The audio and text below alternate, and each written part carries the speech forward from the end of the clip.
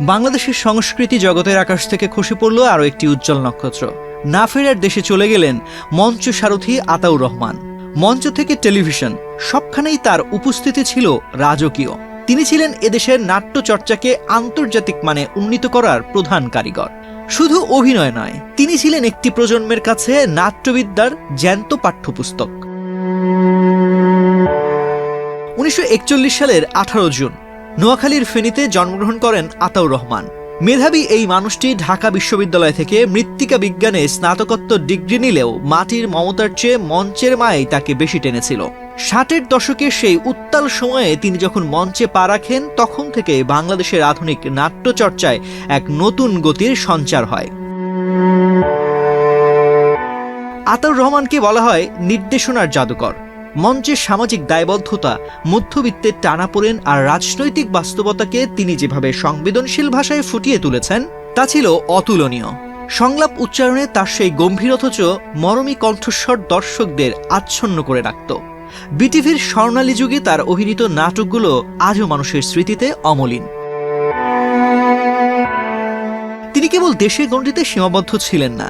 Bangladesh centre of international theatre ইনস্টিটিউটের সভাপতি হিসেবে তিনি বাংলার নাট্যচর্চাকে পৌঁছে দিয়েছিলেন আন্তর্জাতিক পরিমণ্ডলে। নতুন প্রজন্মের কাছে তিনি ছিলেন এক বটবৃক্ষের মতো, যার ছায়ায় তৈরি হয়েছে আজকের অনেক দিকপাল শিল্পী। অভিনয় আর নির্দেশনার বাইরে আতাউর রহমান ছিলেন একজন তীক্ষ্ণ ধীসম্পন্ন লেখক। তার রম্য রচনা আর প্রবন্ধে সমাজের অসঙ্গতিগুলো ফুটে উঠত সূক্ষ্ম রঙ্গরসে। ষষ্ঠী তৎপুরুষ, 2 দুগুণে 5 কিংবা মধ্যরাতের জোকসের মতো কাজগুলো তার সাহিত্যিক সত্তার পরিচয় দেয়। শিল্প সংস্কৃতিতে তার এই আজীবন সাধনার সংস্কৃতি হিসেবে রাষ্ট্র তাকে 2001 সালে 21 পদক এবং 2021 সালে সর্বোচ্চ বেসামরিক সম্মান স্বাধীনতা পুরস্কারে ভূষিত করে। আতাউর রহমান মঞ্চে প্রায় 30টিরও বেশি নাটক নির্দেশনা দিয়েছেন এবং অসংখ্য নাটকে অভিনয় করে নিজেকে এক অনন্য উচ্চতায় নিয়ে গেছেন।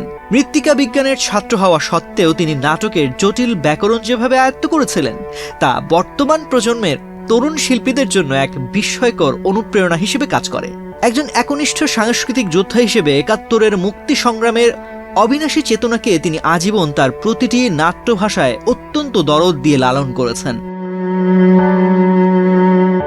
আতাউর রহমান নেই, কিন্তু তার প্রজ্ঞা আর সৃষ্টি রয়ে গেছে আমাদের মঞ্চের ধূলিকণায়। বাংলাদেশের নাট্যাঙ্গন তার কাছে ঋণী হয়ে থাকবে অনন্তকাল। তিনি ছিলেন আমাদের নাট্যপাড়ার এক সত্যিকারের অভিভাবক, যার প্রয়াণে তৈরি হয়েছে এক বিশাল শূন্যতা।